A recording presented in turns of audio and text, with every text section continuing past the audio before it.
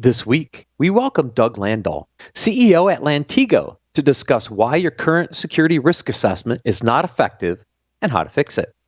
In the leadership and communication section, 5 cybersecurity questions CFOs should ask CISOs, how leaders can escape their echo chambers, 10 cybersecurity compliance statistics that show why you must up your cybersecurity game, and more. Business Security Weekly starts now. This is Security Weekly, for security professionals, by security professionals. Broadcasting live from G-Unit Studios in Rhode Island, it's the show where we explore the business of security to improve the security of business. Your trusted source for actionable insights on leadership, communication, and innovation. Get ready for Business Security Weekly. Is your organization finding it difficult to achieve compliance and scale its security posture? As G2's highest rated cloud compliance software, Drata streamlines your SOC 2, ISO 27001, PCI DSS, HIPAA, GDPR, and many more security frameworks, and provides continuous 24-hour control monitoring so you can focus on scaling securely. Drata is also the only compliance automation platform with a private tenant database. That's like having your cake and securing it too. Listeners of Business Security Weekly get 10% off Drata by visiting securityweekly.com/Drata. That's DRATA. Right now, everybody is talking about cryptocurrency, and the criminals are hiding in the conversation. Cyber criminals use social engineering, loaded with urgency and fear, to successfully prey on your company, your employees, and your customers. Spear phishing is just one of 13 types of email threats. Barracuda has identified these 13 types and shows you how to protect your company, your customers, and your reputation. Find out about the 13 email threat types and Barracuda email protection. Get your free ebook at securityweekly.com/Barracuda. That's securityweekly.com/Barracuda. Welcome to Business Security Weekly. This is episode number 270, recorded July 25th, 2022. I am your host, Matt Alderman, back from a week of orientations. It was only 31 meetings, 4 dinners, 2 new front tires, it's a long story, and 1 board meeting. Joining me remotely are my co-hosts. First, Mr. Jason Albuquerque. Welcome, Jason.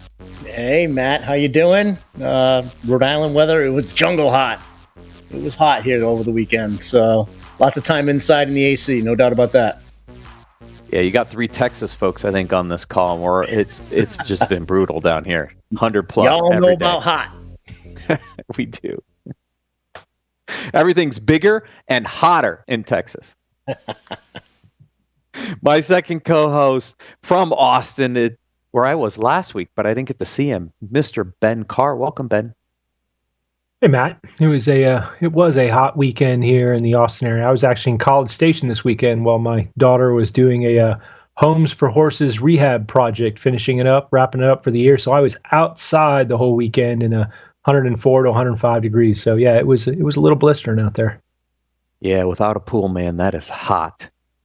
Don't miss any of your favorite Security Weekly content. Visit securityweekly.com/subscribe to subscribe to any of our podcast feeds and have all new episodes downloaded right to your phone. You can also join our mailing list, Discord server, and follow us on social media and our streaming platforms. Doug Landoll is a recognized leader in cybersecurity with over 34 years experience in evaluating cybersecurity controls and systems assessments for top corporations and government agencies. He is the author of numerous cybersecurity publications, including the Security Risk Assessment Handbook, Information Security Policies, Procedures, and Standards, and the Physical Security Field Guide. His cybersecurity publications are used as textbooks in university cybersecurity programs and as reference books for cybersecurity professionals. Doug, welcome to Business Security Weekly. Thank you, Matt. I'm glad to be here. Now, little history. Doug and I worked together way back in the days when I was at Accuvant. It's been a long time, though, since the days we worked together. Much has changed and much hasn't as well, right? I'm sure we'll get into a bit of that. Yeah, exactly. So let's start. You know, the title of this is your cybersecurity risk assessment's not effective. having done lots of risk assessments in my life, and I know you've done a ton of them, like, what is the problem with the current risk assessment process? Yeah, that's quite the call out, right? To state that someone's assessment process isn't effective prior to even seeing it. But I imagine that statement applies to many. And having done risk assessments, I can say it does. Now, the risk assessments that I've been involved with, I think the methodology itself, the people performing it, the data, even the reporting, were very effective. But one of the big things that we'll talk about of why it doesn't end up being useful in your organization is just it's a tack on. It is a check the box. It's a compliance, and we're not taking full use of the information that is there, and the ability for it to impact our strategy is one of the big things I'd like to hit on. So, Doug, does that mean we're doing risk assessments after the fact and kind of doing them just to say, I've done it because my compliance framework says I need to do a risk assessment, when I should really be thinking about what does risk look like in my organization to figure out what I should actually do from the risk assessment? That's right. Yeah. And with a lot of security controls, we do it because it's required from a customer, from a standard, from our own corporation. And we also should be doing it because it's useful. And I think it's that second part that we don't fully embrace with risk assessments. We just get them over with. And I'd like to talk a bit about why is it useful and what should we be doing with it and how to integrate it. By all means, that's what we're here. Excellent. Yeah. So with that, an organization should have a security strategy.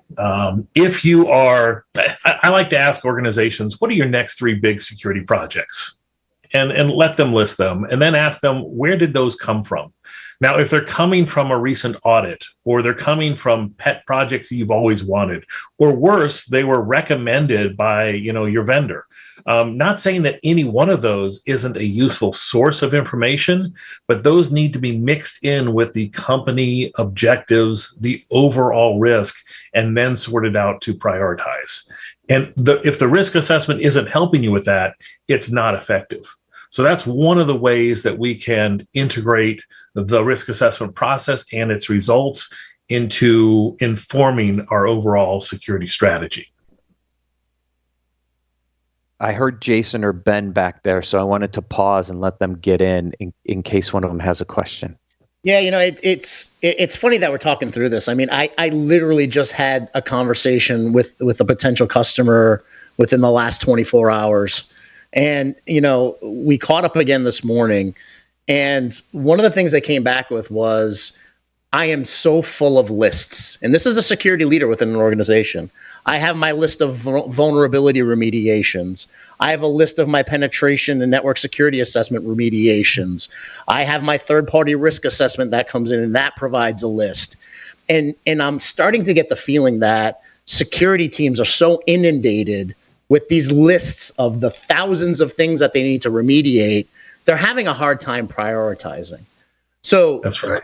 My thought is that Doug, going through the exercise that you're mentioning and recommending allows us to take a step back and prioritize what's important to the business, actually learn what's important to the business, and figure out what the risk appetite of the organization is.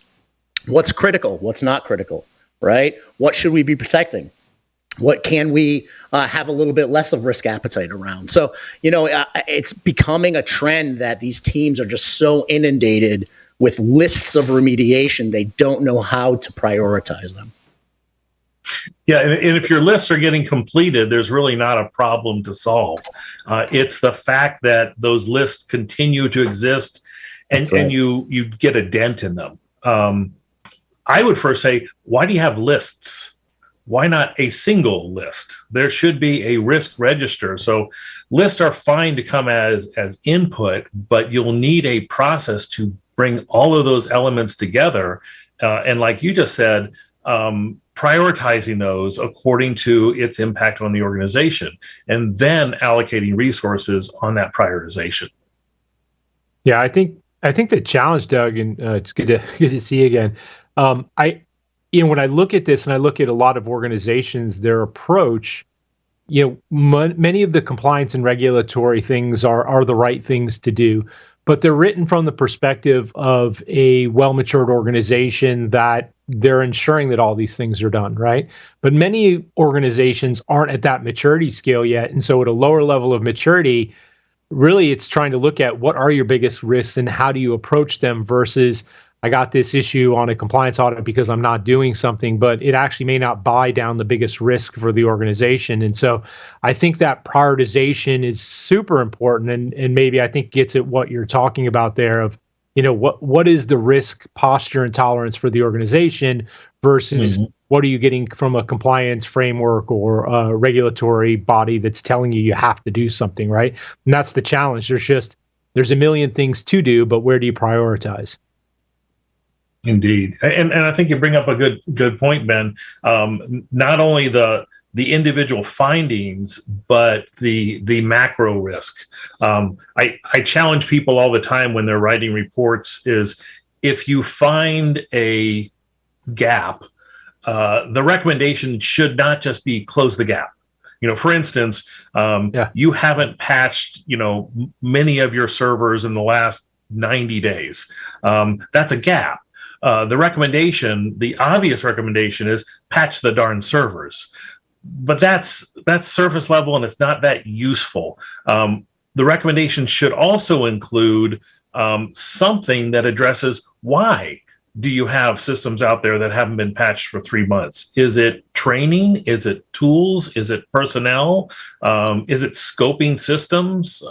Any of those things. So I would look at recommendations of automating patch management or hiring new people or training people to do it right and more effectively, and not to just say there's a gap, the recommendation is patch the gap. That's way too simplistic. You bring up a really good point, because this is an interesting conversation in my new position, right? When you think about recommendations, there are people, process, and technology aspects to recommendations. It's not just one or the other. And you have to understand those mappings.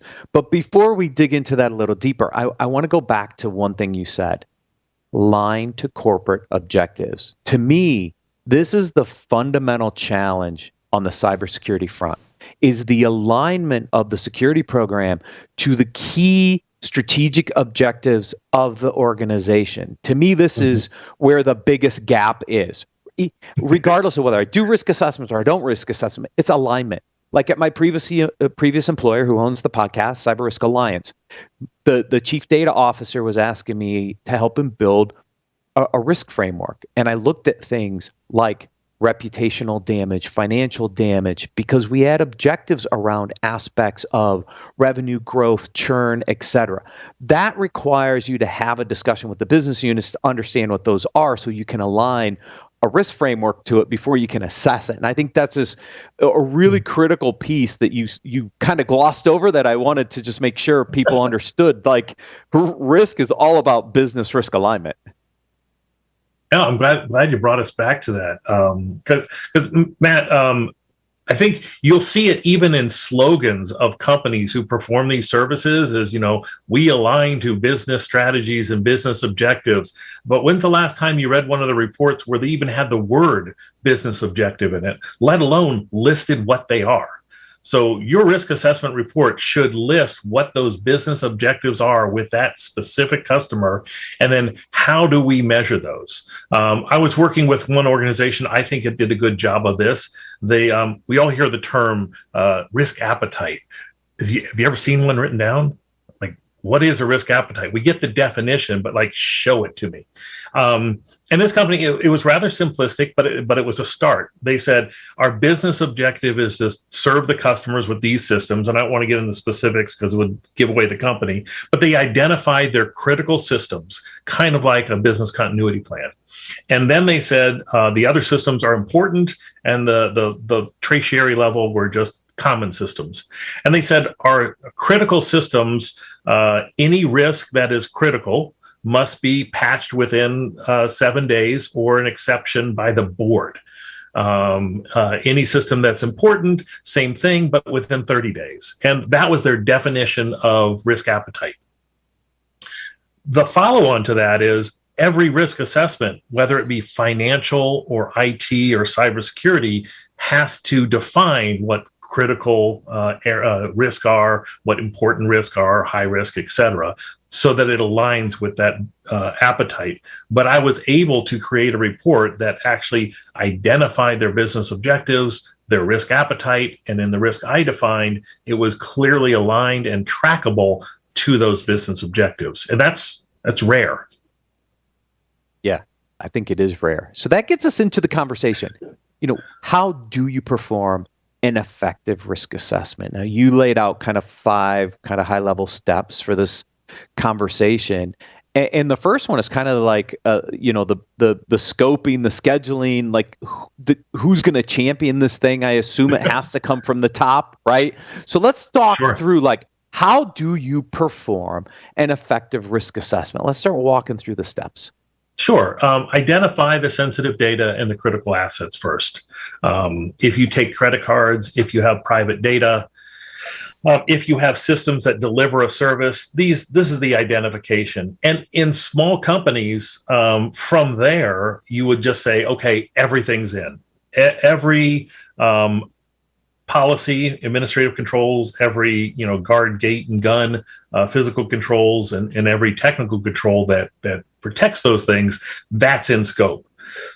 With larger companies, global companies, or companies that are very diverse, you may be breaking up systems, and that becomes difficult.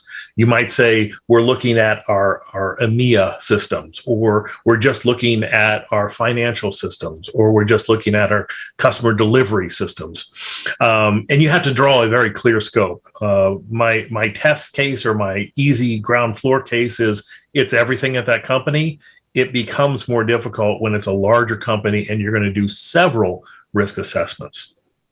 In this case, your scope would be a formal diagram of the IT infrastructure, what's in, what's out, and a physical look at what's in, what's out, what addresses, what buildings, what controls are in and out. From there, the scheduling.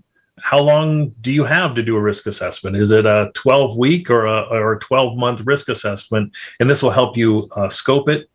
But you need a champion. Who is going to take the report that gets delivered and make sure it's integrated and used?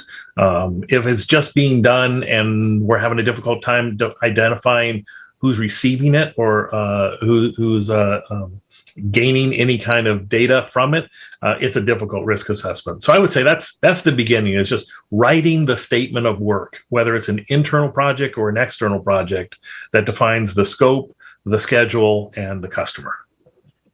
Now, from my third-party risk management days, we used to do annual third-party risk assessments, maybe multi-year, depending on their risk levels after the first assessment. So those were, you kind of had your schedule. But I would imagine in today's environment, near real-time risk assessments are becoming more important. But how are they handling those? Are they scoping them correctly? Can they get near real time based on data changes, or is that still pie in the sky? You can get some information and some data and some metrics real time, but that's not a risk assessment. That is metrics on your security program. I understand that we have been talking about for at least 2 decades continual risk management. You still have to take a look at some of those controls that there aren't metrics that are being produced by systems on. Someone's got to walk the fence or interview the guards or look at the business logic. There's no way that's going to be done real time. Some other elements can be, but I think it's a bit of a mix there, Matt. Yeah, interesting. Yeah. All right. So I scope my risk assessment. I identify my champion. What's next? The next part is your team. Who's going to perform it? I am not a big believer in internal risk assessments at all. I guess they do have their place, and I'll let others speak for them. But the first thing is, who's going to perform it? And to me, in order to get an objective look, you need someone who is objective, and that almost always means someone external. Internal assessments or self-assessments are sometimes done in between, quote, real assessments, but they're really not worth much. If I create a survey and send out information to or questions to people who are responsible for the controls, they're basically going to say, yes, I do my job. Don't ask a barber if you need a haircut, and don't ask the firewall engineer if he's free of vulnerabilities. His answer is going to be yes. Or even the person who's in charge of the security risk assessment program. Don't ask them if they're implementing all the topics and their training is effective. They will say yes, and you'll move on, and the result of the whole report will be false. Interesting. Yeah, so quick question for you, Doug, because, over time, I've leveraged internal teams as a proactive measure to ensure that we're continuing the pace and continuing the journey. The one thing that I did, aside from asking the questions, was having folks provide artifacts to prove that they're actually doing, walking the walk, not just talking the talk. And for me, that was beneficial because they had to have some artifacts proving that they were answering the question and answering it, with a level of authenticity. So, I mean, from your perspective, if we're going down to that level, do you find value in internal in preparation for? I think what I'm seeing there is a hybrid team, and I also hear you doing the assessment. So you're asking them. I interview or send forward interview questions all the time and say, we will be talking about these topics. Please indicate which ones you think are in place and provide evidence. And then I follow up with reading their evidence, which I assume you do as well, and interviewing them. I am performing the assessment. They are assisting in it. We can call that a hybrid team, but the internal people really can help give you information, but they shouldn't have a vote, if you will, or it shouldn't be the end of the assessment and gathering data. It certainly can be part of it. That's right. Agreed. Yeah, and that's that next step, right, is the data collection and how to collect that data effectively. Look, in the early days of GRC, we used questionnaires to collect a lot of this data. There are other ways to collect this data now where you don't have to necessarily rely on questionnaires to collect all this data. So how does data collection, how has it changed and shifted, and how should you think about getting the data into the model?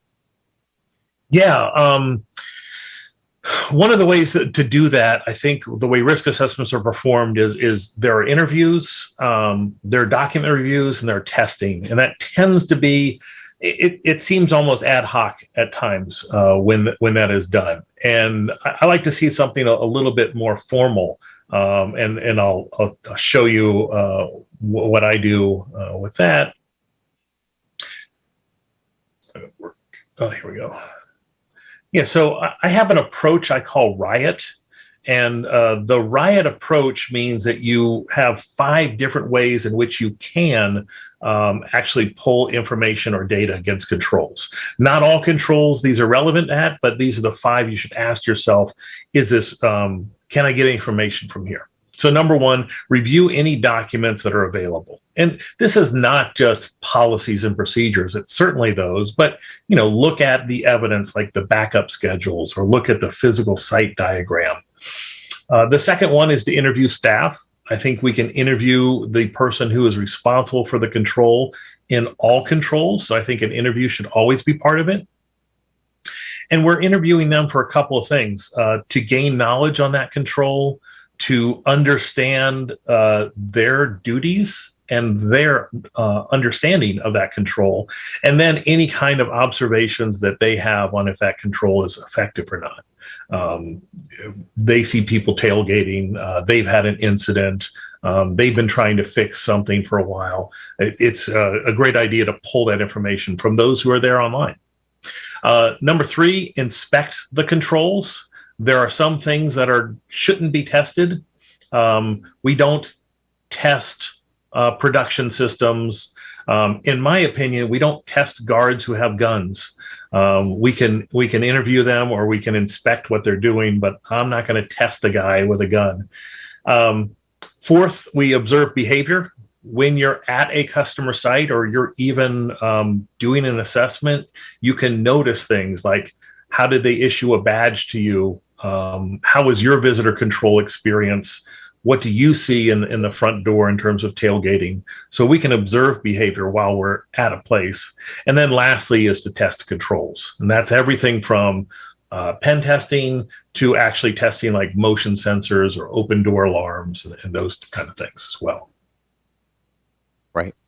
Now, when we get we get the data, right? We've got to do some calculations, frameworks, lots of discussions about which methodology, framework, calculations you're going to use. Like, any guidance there for people to think about, because it's not a clear-cut answer.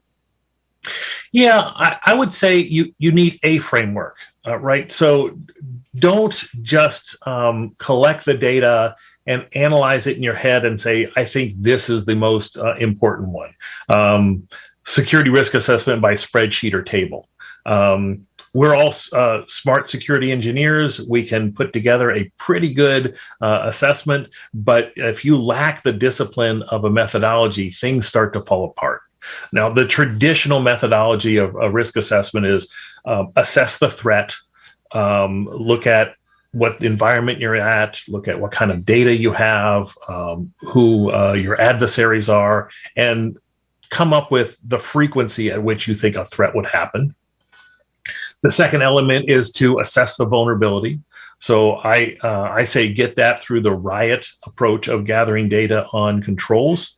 Find the gaps of controls that are missing or the controls that are weak. Those are vulnerabilities.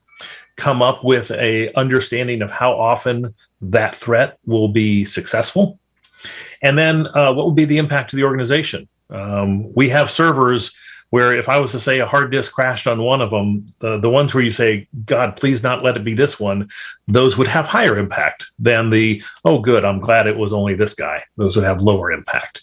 And Matt, you were talking before about, all the elements of the impact in terms of reputation or sales loss or fines and fees. That can all be part of the impact assessment. So that's a security risk assessment or a security risk calculation. I can show you a couple of slides here of the different approaches. Like open fair, at least the Bragg method, this is a diagram of how that is all done, right? Lots of tables, lots of lookups, and the open fair Bragg doesn't really have much of the frequency analysis in terms of distribution curves that comes in later, but you can plug it in very easily. I'll flip through a couple other slides just to give you an identification of what is a methodology and what do we mean by that. Here is the riot frame methodology that I put in the third edition of my risk assessment book. I try to simplify as a teaching method, but it's a operational and workable and downloadable one that you can get from the website. But this is the qualitative approach. Another one does the same kind of things where we do a threat assessment, a vulnerability assessment, and an impact assessment, but we pull in the Monte Carlo simulation mathematics and make it a quantitative one. There is also Octave. Octave has a couple of them. I love the naming here. Octave Allegro is meant to be done quickly. That's kind of clever. It doesn't have a lot of the rigor that the other octaves do, like Octave S and Octave itself. But these are all methodologies that you can see from these pretty simple diagrams. We do hit all those areas. We have a formal way in which we assess the impact, and we have a finding. It's high, medium, or low in Octave. We have a formal way in which we assess the threat and list them out.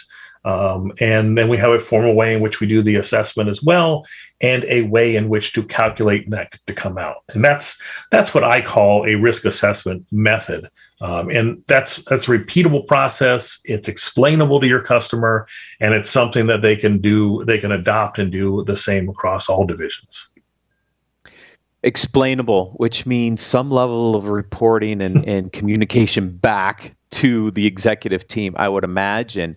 Now, I'm going to guess if they're aligned to the business objectives, that's probably a pretty easy roll-up discussion. But, how do you think about, from the results side, what's the most effective way to report this back to the business? Yeah, the most effective way is if there is a risk appetite defined, certainly implement or integrate into that. If there is an overall risk register or a way in which the board and the senior executives talk about risk, talk about it in the same way. So if if all the other divisions are putting out frequency analysis or Monte Carlo simulation or dollar figures in terms of risk, you need to do the same. And you need to move towards a quantitative.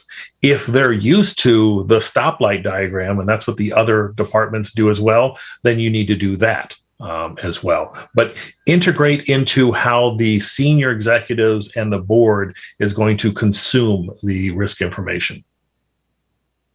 Yes. I'm going to open up to Ben or Jason to ask any final questions before we go, because this was a great session. I think you walked through the steps very well.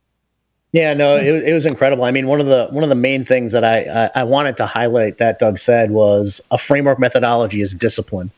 I love that phrase. I'm going to use that phrase. I'm going to steal it if you don't mind, because that's one place I think we're lacking is discipline in many fashions. So bringing that discipline into the organization allows you to remediate, like we were saying before, by priority, being able to align to the business, making sure you're not just building these lists of unachievable remediations, right? So that framework methodology is discipline.